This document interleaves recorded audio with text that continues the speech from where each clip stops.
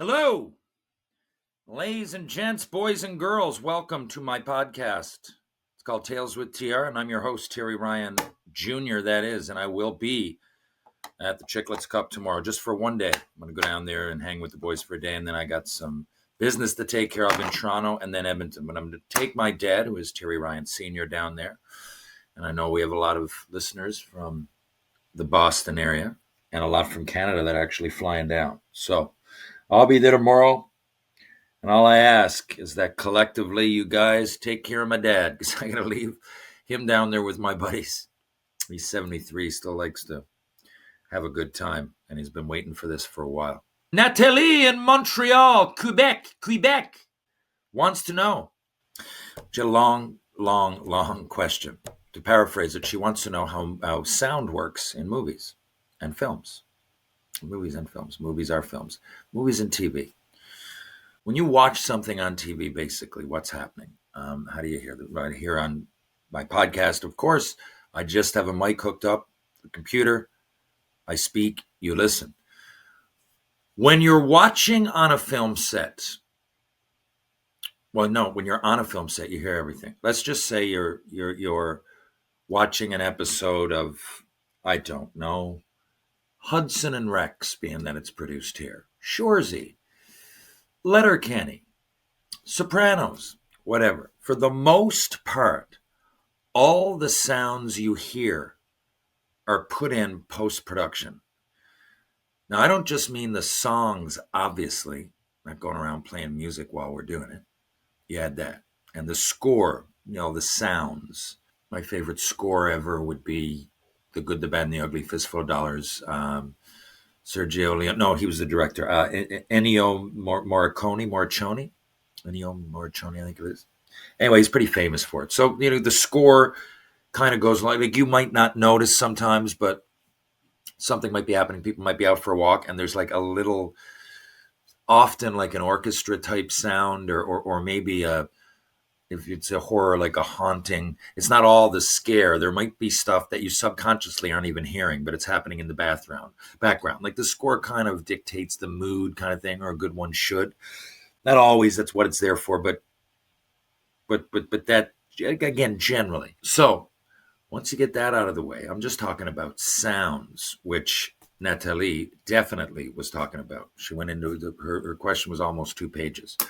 So that's the first part, Natalie. The second would be the sounds that you're hearing, like, I don't know, a coffee mug, the fridge door closing, a cough. A lot of times, even the words. Like, I have to go in and do ADR for season 5 next week with Shoresy. That's ADR, I forget what it stands for, but it's when you go in and I'm looking at the screen, I can see what I'm saying, and I redo the line. Maybe there was a plane flying in the background while we did it on set, or maybe there was an electric heater that might have been rattling a little bit and we didn't notice it on the day. We didn't think that it would maybe make a difference, but it certainly does. So we do them over, and you got to go in and like really time it out.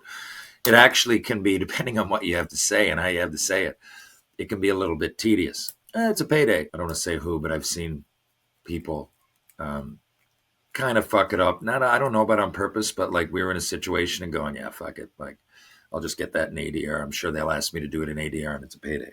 There you go. Anywho. Yeah. So, like when you're watching Quentin Tarantino's great for establishing a mood of sorts, right? And really capturing the essence of a scene. And he's doing a lot of that with close-ups, a great way. Now, Sergio Leone did this as well, and Tarantino is a big fan of his, no surprise. But if you watch The Good, the Bad, and the Ugly, let's just say you haven't gone back that far and watched movies from the 60s. Although you should, the trilogy, The Good, the Bad, and the Ugly, Fistful of Dollars, a few dollars more. And yeah, Good, the Bad, and the Ugly was last. Check it out; they are good, and they're groundbreaking, and they're different. And for in Morricone's score, he almost, I think he was one of the first, at least according to Tarantino, to like. It's one thing to have a score, and again, not like music, a score, but then like say if a bomb went off, then he'd incorporate that into the sounds that he was creating.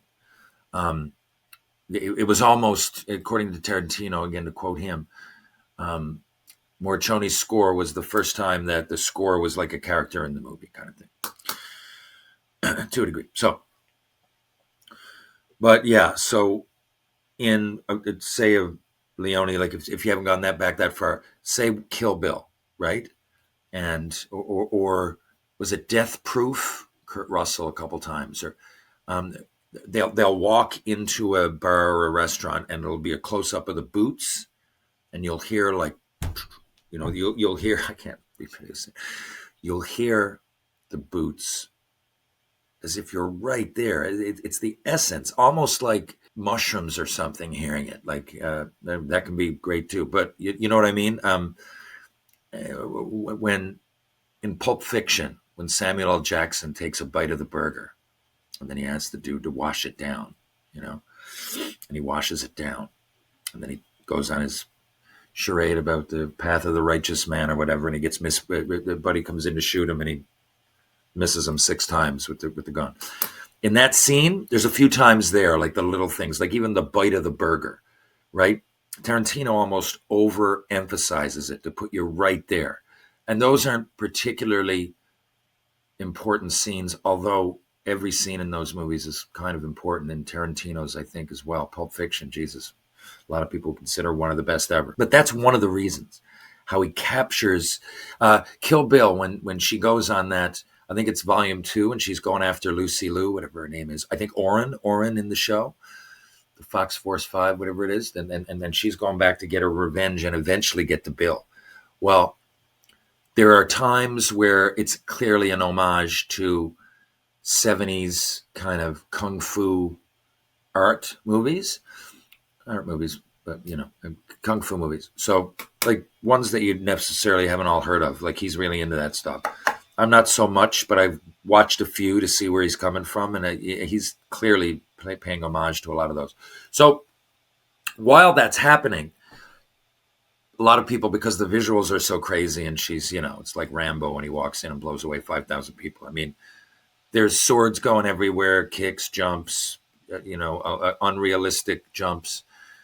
A lot of things happening, right? Reflexes and swords and so much, combining martial arts and stunts and kung fu. It's all beautiful, really, cinematography or movie magic. But if you pay attention, the sounds are also really engaging. I'm going back now and I'm watching every Tarantino film. Not why I answered your question, Natalie. I've noticed that. And in certain movies, if you go back and watch, Jaws would be another one. I don't even need to look. No one told me that, but I'm sure that's an important moment in sound effects history. And there are movies,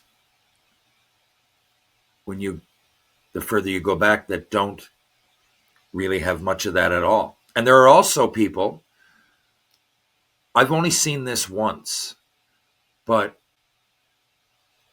yeah, that'll go in and say, like, I don't know. It's no one's ever done it for me, but let's just say people listening probably know what Shoresy is and Hitch.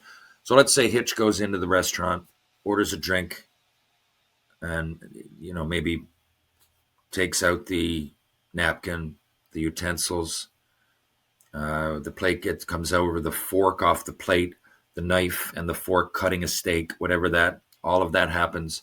Take a sip of your beer, wine, water, whatever, get up, walk to the bathroom, come back, throw change on the bar for a tip for the bartender, whatever, let's just say. Well, my words are going to be mine, but I've seen it where there'll be someone in the studio and are going around mimicking my actions. Like, usually there'll be a sound bite like list. So people are like, car door, use it. But some directors want to use a car door. If it's a Mustang, 67 Mustang, I want to use a 67 fucking Mustang, right? And I love that. And that's, a lot of very particular directors. I don't even need to look. The best ones, that's definitely the way they would approach it. But there are also all kinds of, like, just sound bites, sound effects, waves rolling in, birds chirping, everything. There you go, birds chirping. often, as far as I know, even that stuff, right? It's all put in at the end.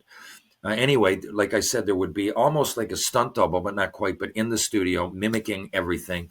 So they'll get the knife and the fork and the plate, and they'll get the change thrown down on the counter. They'll get the walk over to the bathroom. I've seen that before. I don't know what the term is called, um, but for the most part, I don't know, a half hour long dramedy or whatever that's on weekly.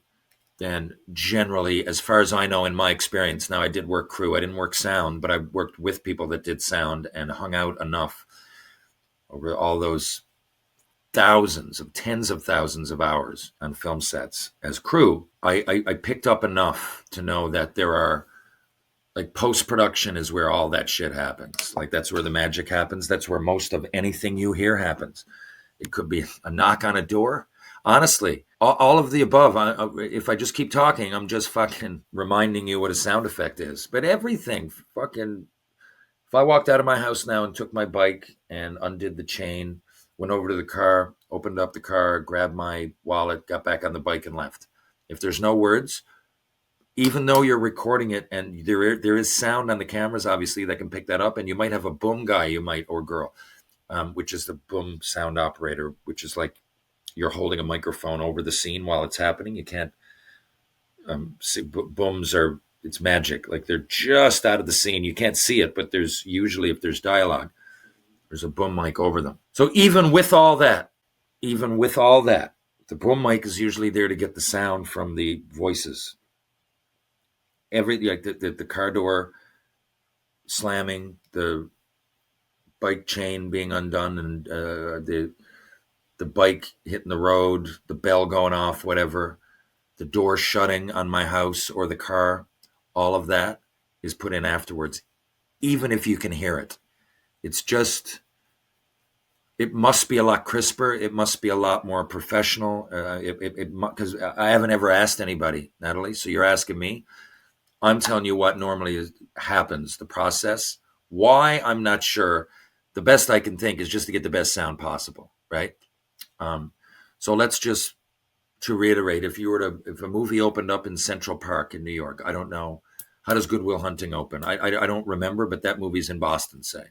Maybe Boston's on my mind because I'm going there tomorrow. If even the birds, Central Park's in New York, by the way, fucked up. The same, we're in Boston, we're in another park. I don't know. If it opens up and there's birds chirping and like people walking in the background, or even the birds chirping, usually that's done post with just generic birds chirping. If it's a restaurant scene, pretty much every one that I've ever been a part of, ever,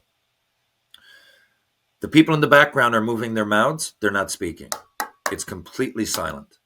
So, and then afterwards, you just put in crowd noise, right? And usually there's a generic crowd noise that you can pick that matches whatever scene you just did. That's how it works. And I don't mean once in a while when it comes to speaking. That's every movie, film, commercial that I've ever done. When you see people talking at a restaurant environment, and I've been background, it's just complete silence, and they put that in after, like I said.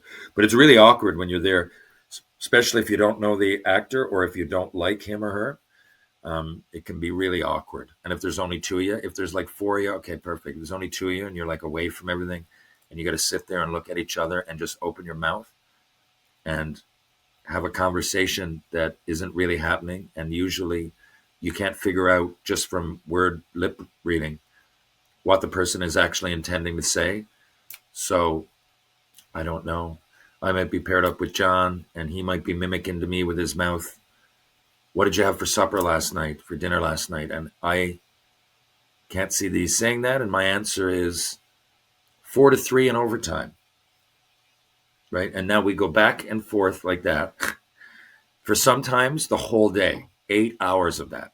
8 at least, usually on a film set. It's 8 at least, usually around 12. 8 to 12 hours, and often multiple days in a row. Because if they got to get those restaurant scenes, they'll get all of them in once, especially if you're on location, right? Shoot it out of order. I'm sure you know that.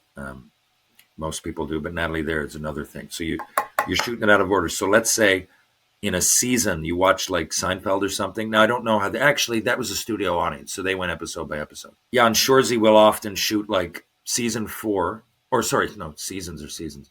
We'll often, let's say I go up there to do season 5. We just finished it. I don't know I can't remember the order, but we'll often say get the ice stuff out of the way first. So you're doing scenes from every episode, just getting them out of the way. So if you're on the ice, you're on the fucking ice for like 2 weeks.